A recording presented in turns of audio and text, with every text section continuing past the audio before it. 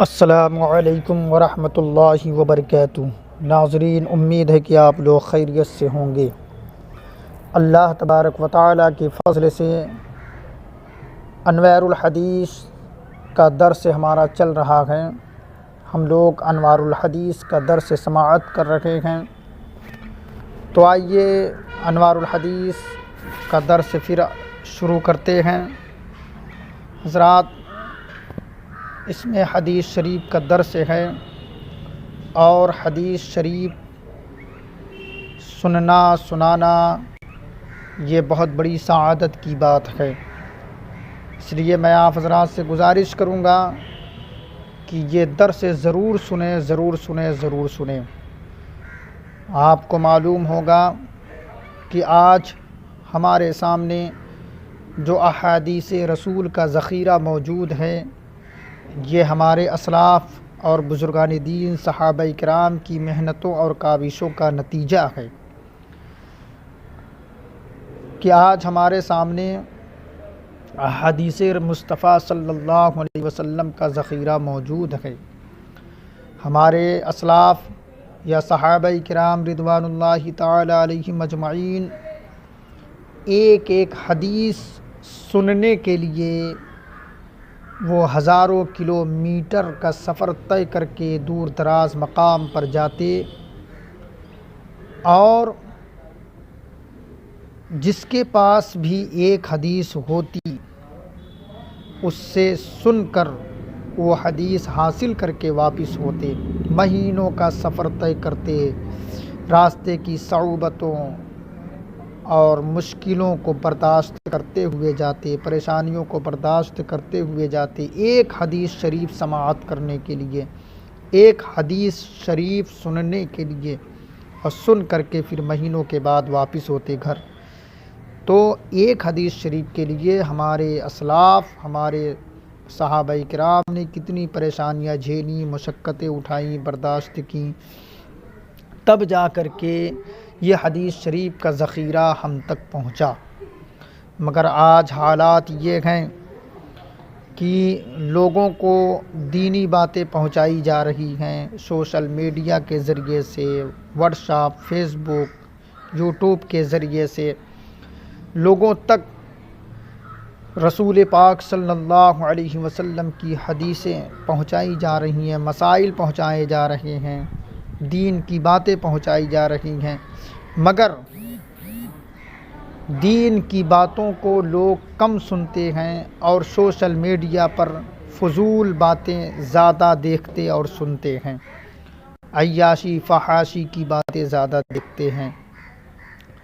اے اسلامی بھائیوں، social media آپ دیکھتے ہیں تو سوشل میڈیا پر فضول باتیں مت دیکھیں، بلکہ اللہ کے نبی صلی اللہ علیہ وسلم کی حدیثیں سماعت کریں، دین کی باتیں سنیں اور اپنے دنیا اور آخرت کو سنواریں، علم دین حاصل کریں۔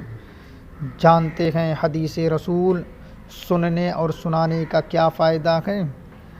اللہ کے نبی صلی اللہ علیہ وسلم ارشاد فرماتے ہیں، نضر اللہ امرأ سمع منا حدیثا فحفظہ حتی یبلغہ۔ ترجمہ دیکھیں، اللہ کے نبی صلی اللہ علیہ وسلم ارشاد فرماتے ہیں، اس شخص کو تر و تازہ رکھے جس نے ہم سے کوئی حدیث سنی، پھر اس کو یاد کیا، حتی یبلغہ، یہاں تک کہ اسی حدیث کو دوسروں تک پہنچا دیا۔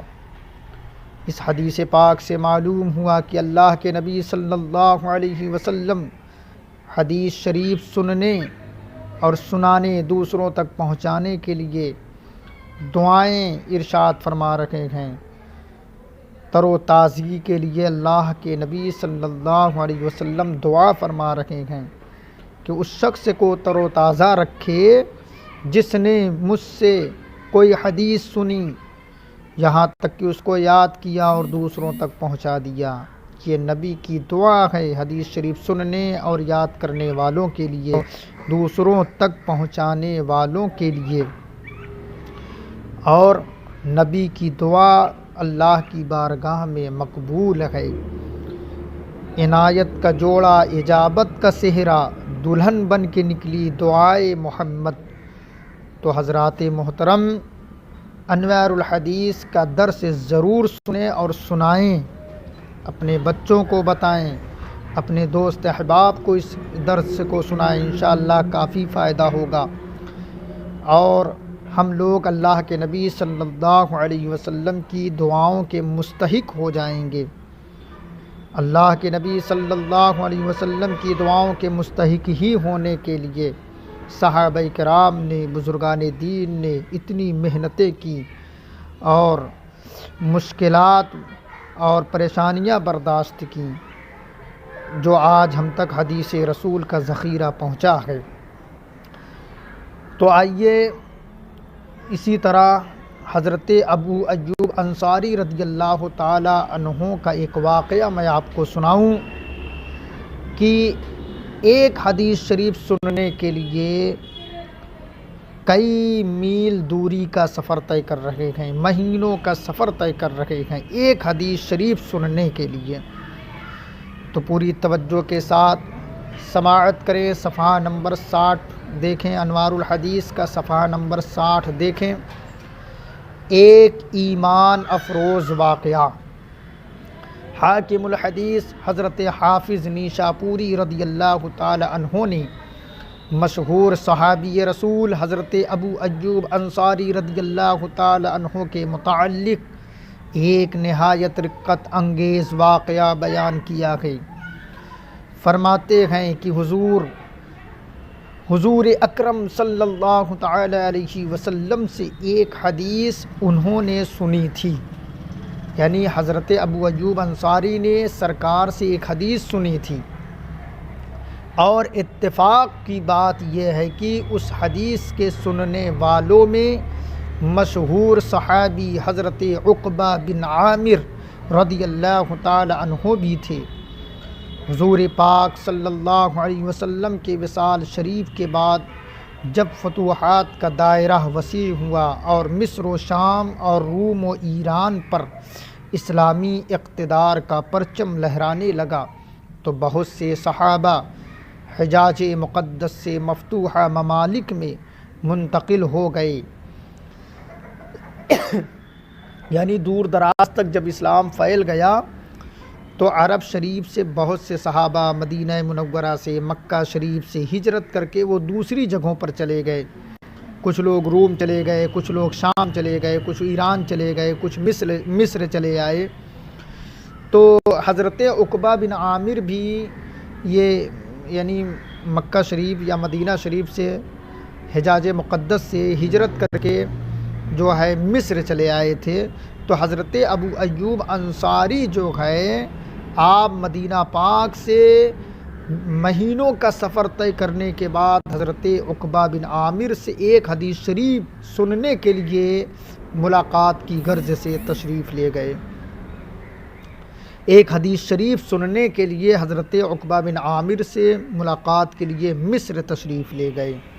حضرت ابو ایوب انصاری رضی اللہ تعالی عنہ کو شدہ کسی طرح یہ معلوم ہو گیا کہ یہ جو حدیث میں نے حضور پاک سے سنی ہے، اس کے سننے والوں میں حضرت عقبہ بن عامر بھی ہیں۔ تو صرف اس بات کا جذبہ اشتیاق کشاں انہیں مدینہ سے مصر لے گیا کہ حضرت عقبہ بن عامر سے اس بات کی توثیق کر کے وہ یہ کہہ سکیں کہ اس حدیث کے دو راوی ہیں، ایک میں ہوں، دوسرے عقبہ بن عامر ہیں۔ ان کے اس والہانہ سفر کا حال بھی بڑا ہی رقت انگیز اور روح پرور ہے۔ فرماتے ہیں کہ جذبہ شوق کی ترنگ میں کوہساروں، وادیوں اور دریاؤں کو عبور کرتے ہوئے وہ مصر پہنچے، یعنی کافی پریشانیاں اٹھانے کے بعد حضرت ابو ایوب انصاری مدینہ پاک سے مصر پہنچ رہے ہیں۔ کبر سنی کا عالم، یعنی آپ بوڑھے ہو چکے ہیں، دشوار گزار سفر، لیکن وارفتگی شوق کی بے خودی میں نہ بڑھاپے کا اضمحلال محسوس ہوا، نہ راستے کی دشواریاں حائل ہوئیں۔ شب و روز چلتے رہے۔ مہینوں کی مسافت طے کر کے جب مصر پہنچے تو سیدھے مصر کے گورنر حضرت مسلمہ بن مخلد انصاری کی رہائش گاہ پر نزول اجلال فرمایا۔ امیر مصر نے مراسم ملاقات کے بعد دریافت کیا، ما جاء بک یا ابا ایوب، کس غرض سے تشریف لانا ہوا ابو ایوب؟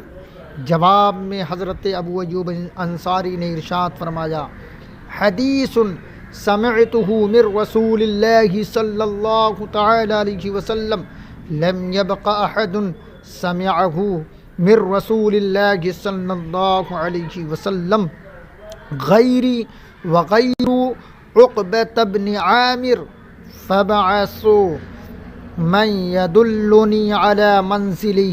رسول پاک صلی اللہ علیہ وسلم سے میں نے ایک حدیث سنی ہے، اور اتفاق کی بات یہ ہے کہ اس حدیث کے سننے والوں میں میرے اور عقبہ بن عامر کے سوا اب کوئی اس دنیا میں موجود نہیں ہے، پس میرے ساتھ ایک ایسا آدمی لگا دو، فبعث من یدلنی علی منزلہ، پس میرے ساتھ ایک ایسا آدمی لگا دو جو مجھے ان کے گھر تک پہنچا دے۔ یعنی مطلب یہ ہے کہ تمہارے پاس میں اس لیے نہیں آیا ہوں کہ تم سے ملنا مقصود تھا، بلکہ صرف اس لیے آیا ہوں کہ تم حضرت عقبہ بن عامر کے گھر تک میرے پہنچا دینے کا انتظام کر دو۔ ایک گدائے عشق کی ذرا شان استغنا ملاحظہ فرمائیے کہ گورنر کے دروازے پر گئے ہیں لیکن ایک لفظ بھی اس کے حق میں نہیں فرماتے۔ راوی کا بیان ہے کہ والی مصر نے ایک جانکار آدمی ساتھ کر دیا جو انہیں حضرت عقبہ بن عامر کے دولت کدے تک لے گیا۔ معانقہ کے بعد انہوں نے بھی پہلا سوال یہی کیا، ما جاء بک یا ابا ایوب، کس غرض سے تشریف لانا ہوا ابو ایوب؟ جواب میں فرمایا، حدیث سمعتہ من رسول اللہ صلی اللہ تعالی علیہ وسلم لم يبق احد سمعہ من رسول اللہ صلی اللہ تعالی علیہ وسلم غیری وغیرک فی ستر المؤمن۔ قال عقبۃ نعم سمعت رسول اللہ صلی اللہ تعالی علیہ وسلم یقول من ستر مؤمنا علی خزیہ سترہ اللہ یوم القیامۃ۔ فقال ابو ایوب صدقت۔ ایک حدیث میں نے رسول پاک صلی اللہ تعالی علیہ وسلم سے سنی ہے، اور اس کا سننے والا میرے اور آپ کے سوا اب کوئی دنیا میں موجود نہیں ہے، اور وہ حدیث مومن کی پردہ پوشی کے بارے میں ہے۔ حضرت عقبہ نے جواب دیا کہ ہاں، حضور اکرم صلی اللہ تعالی علیہ وسلم سے میں نے یہ حدیث سنی ہے کہ جو کسی رسوائی کی بات پر مومن کی پردہ پوشی کرتا ہے، کل قیامت کے دن اللہ تعالیٰ اس کی پردہ پوشی فرمائے گا۔ حضرت ابو ایوب نے فرمایا، آپ نے سچ کہا، یہی میں نے بھی سنا ہے۔ اس کے بعد بیان کرتے ہیں، ثم انصرف ابو ایوب الی راحلتہ فرکبها راجعا الی المدینۃ۔ اتنا سن کر حضرت ابو ایوب اپنی سواری کے پاس آئے، سوار ہوئے اور مدینہ کی طرف واپس لوٹ گئے۔ گویا مصر